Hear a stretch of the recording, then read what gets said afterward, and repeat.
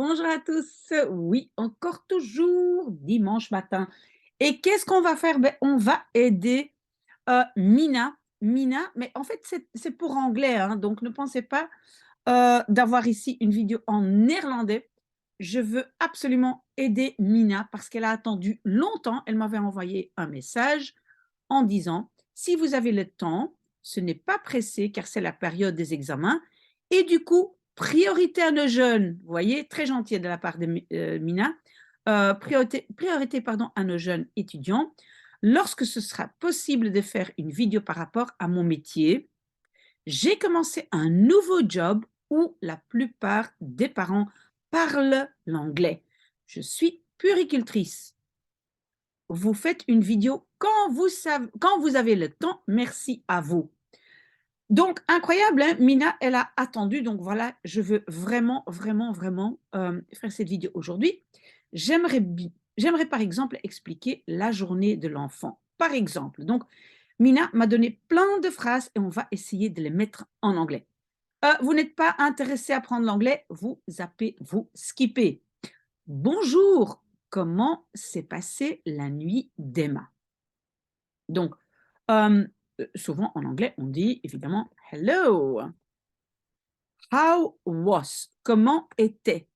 Comment était? On dit en anglais how was Emma's night? Et alors, on doit savoir que, même si on le fait aussi en néerlandais, en anglais, ça c'est quelque chose qui est très, très, très courant. Donc, le de, hein, la nuit de, quasiment jamais utilisé. Ça va souvent être, ici, on appelle ça un génitif, Emma's night. Donc, le S remplace le de. How was Emma's night? Oui, évidemment, point d'interrogation. Elle a bien dormi ou il a bien dormi. Alors, ça, c'est aussi une chose qu'il faut savoir, c'est que en français, on utilise beaucoup le passé composé a dormi, mais en anglais, beaucoup moins. Pour expliquer une action dans le passé, on utilise surtout l'imparfait. Donc ici aussi, on va dire, elle a bien dormi. She slept well. C'est un peu comme elle dormait bien, mais c'est où nous, en français, on utilise un passé composé, d'accord? Évidemment, si c'est un garçon, he slept well. OK? Pas difficile, hein? Elle a mangé à quelle heure? Donc, en fait, ici, c'est un peu une question. Et donc, à quelle heure, en anglais, on dit at what time? Donc, ça, c'est à quelle heure? At what time? Elle a mangé. Et donc, on va de nouveau utiliser un imparfait qui. euh, donc, l'imparfait de eat, c'est ate. Mais attention, en anglais, quand on pose une question, on ne va pas dire manger, mais on va utiliser ce fameux petit mot did she eat? Et donc, on a le did, et avec le did, on prend à nouveau le verbe, donc l'infinitif. When did she eat? Et on ne va pas dire when ate she? OK? J'espère que ça c'est clair. Sinon, vous me demandez, Amina, donc, at what time did she eat? Ou bien, at what time did he eat? Il a mangé. Donc, elle, il.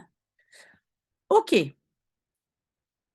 Elle s'est réveillée à quelle heure? Donc, de nouveau, en anglais, on va dire à quelle heure est-ce qu'elle s'est réveillée? At what time? Encore, c'est une question. Donc, did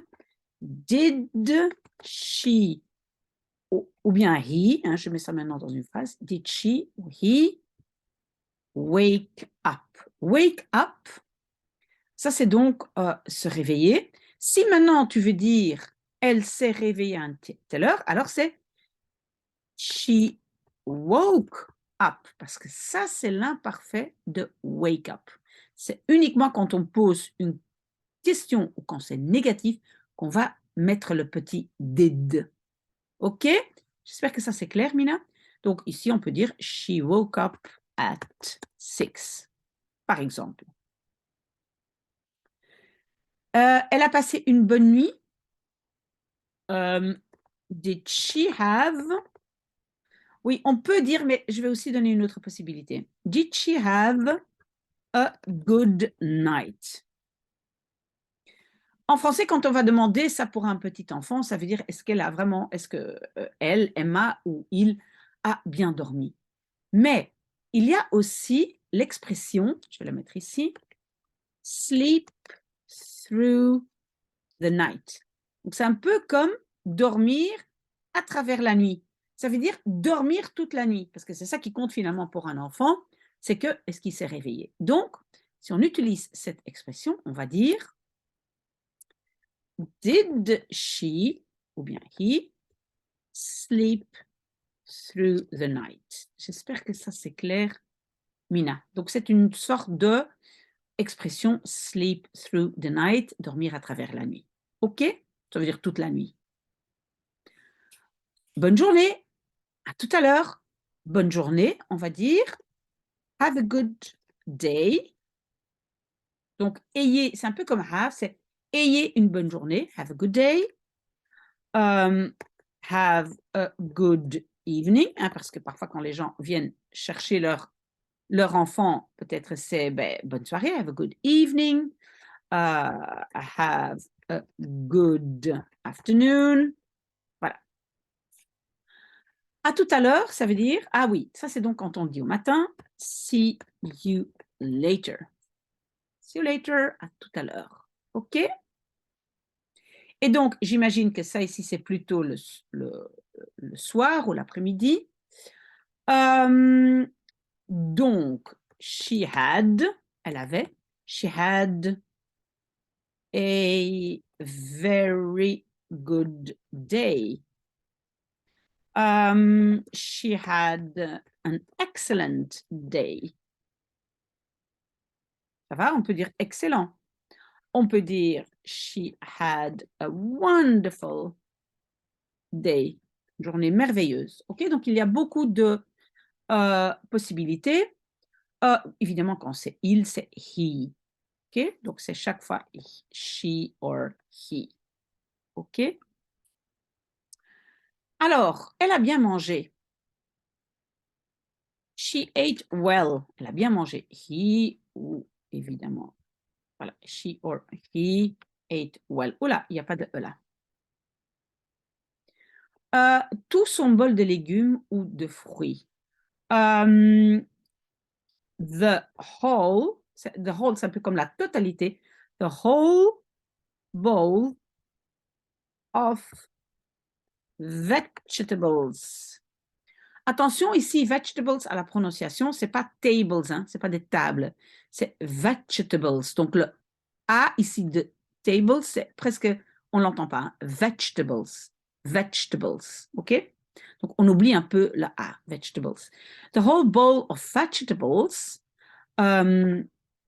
or of fruit. On peut dire fruit au pluriel fruits, mais quand on dit un S, fruits, ça veut dire des différents fruits. Et fruit, c'est juste en général, ben, c'est des fruits. Donc les deux sont corrects. Et alors, à nouveau, au lieu de dire le of, hein, comme on dit, comme on aime en français, on peut dire aussi the whole vegetable bowl and the whole fruit bowl. OK? Parce que cette expression de, hein, bol de légumes, de fruits, of, c'est beaucoup moins courant en anglais. OK, Mina, j'espère que ça va. Alors, il, elle a mangé la moitié de son bol de légumes ou de fruits. Maintenant, on va juste dire he. Hein, ben, donc, si c'est une fille, c'est she. She ate half of the bowl. Half of the, de nouveau, vegetable bowl. Half of the fruit bowl. Vous voyez, donc, en fait, ce de, hein, on met plutôt le mot devant. He ate half of the vegetable bowl, half of the fruit bowl. OK. Si c'est une fille, évidemment, she. Elle n'a pas bien mangé. On va prendre elle. She didn't eat well. Et vous voyez, ici, on a de nouveau le didn't, parce que j'ai dit, quand c'est une question ou une négation, on utilise ce fameux did. Ici, c'est négatif, didn't. She didn't eat well. Maintenant, on va prendre il. Il a fait 3 siestes. He took, parce qu'en fait, faire des siestes en anglais, c'est take a nap. Ça, c'est faire une sieste. He took 3 naps. Oh, pourquoi je fais ça? He took 3 naps. Hein, 3 petites siestes. Il a dormi 2h30. He slept 2.5 hours. Voilà, 2,5. OK. Alors, il a eu de la température, Emma a eu de la fièvre, donc he had, en fait, on va dire, he had a fever of 39, non, oui, 39, 39.1. He had a fever of 39.1. OK, he had a fever. On peut dire aussi he had fever. Il avait de la fièvre. Sinon, si on dit a, c'est comme une fièvre. He had fever ou a fever. OK? Alors ici, Emma a eu de la fièvre. Emma got a fever. Donc, le get, got est le passé de get. Donc, c'est un peu comme elle a eu. On peut dire, au lieu de got, on peut dire had. Emma had a fever. OK. Emma s'est cogné la tête. Donc, qu'est-ce qu'on va dire? She hit. Donc, on peut dire le verbe to hit. On peut aussi dire to bang. En fait, tout dépend aussi un tout petit peu. Est-ce que ce sont des parents anglais, américains, australiens? Donc, voilà, il y a des variantes. Mais donc, Emma hit her head. On peut dire aussi Emma banged her head. Voilà. To bang, to hit. OK. Emma est tombée. Emma fell. Elle est tombée. She fell. Fell, en fait, c'est le passé de to fall. Et encore et toujours l'imparfait. D'accord? Alors, Emma est en train de dormir. Oui, cette construction en train de, en anglais, on a une forme du verbe c'est, on rajoute ing. Donc, on peut dire Emma is sleeping, en train de dormir, mais on peut dire elle est toujours, encore toujours en train de dormir. Emma is still sleeping. Voilà.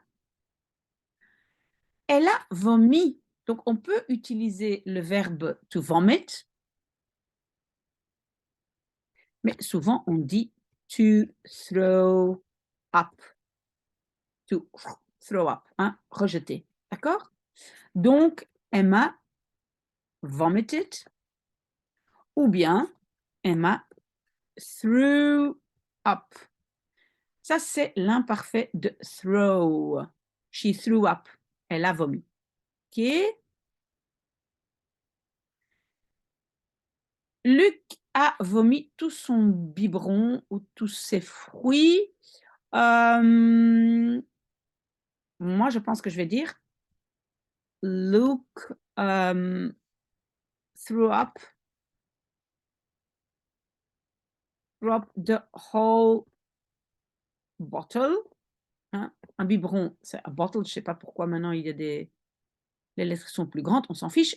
Luke threw up the bottle or his bottle, his milk bottle, threw up his whole, on peut dire milk, Oups, milk bottle. Ou bien on peut dire he threw up. Ah, il y a un H qui manque. He threw up all the fruit. Tous les fruits. All the fruit. OK. Luc n'a bu que la moitié de son biberon. Luc et le ne que en français, c'est only. Only drank, et drank est l'imparfait de drink. Hein. Luke only drank half his bottle. Half his bottle. La moitié de sa bouteille. OK? Est-ce que Luc prend la tétine? Oui, pour la tétine, on a aussi 10 000 mots. Je pense que le mot le plus officiel, c'est a pacifier, mais on entend aussi souvent a dummy.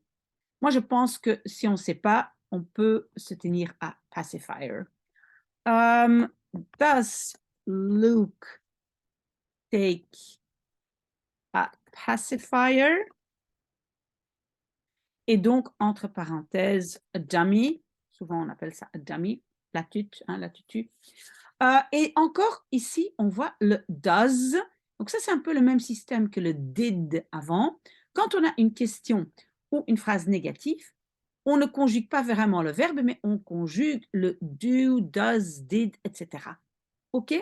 Does Luke take a pacifier? Ah oui, est-ce qu'il fait ses nuits? Peut-être ça ici. Oui, je retourne un peu à la nuit avant. Voilà, ici. Peut-être ici, elle a passé une bonne nuit. On peut garder Did she have a good night? Et ça ici, sleep through the night. En fait, je vais essayer de garder ça pour ici. Donc, paste. Est-ce que c'est parti? OK. Donc, est-ce elle fait ses nuits? Did she, he sleep through the night?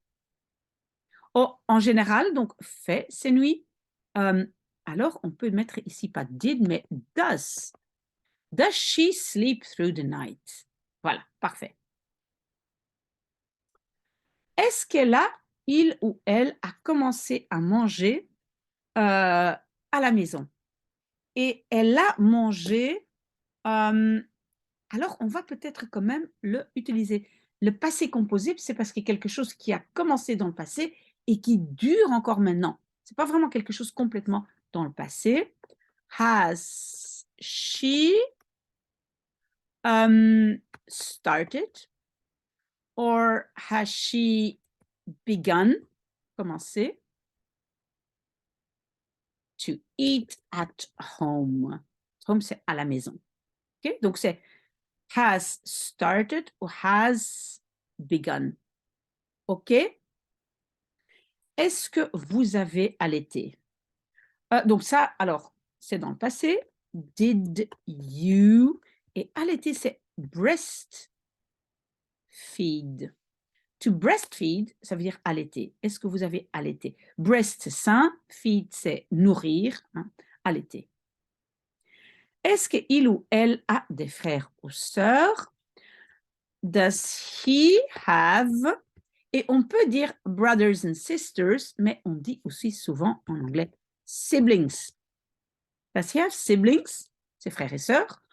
Ou on peut aussi dire does. Alors on va prendre she, elle. Does she have brothers or sisters? Voilà, Mina, j'espère que ça a aidé. Je vais aussi mettre le document ici en dessous de la vidéo.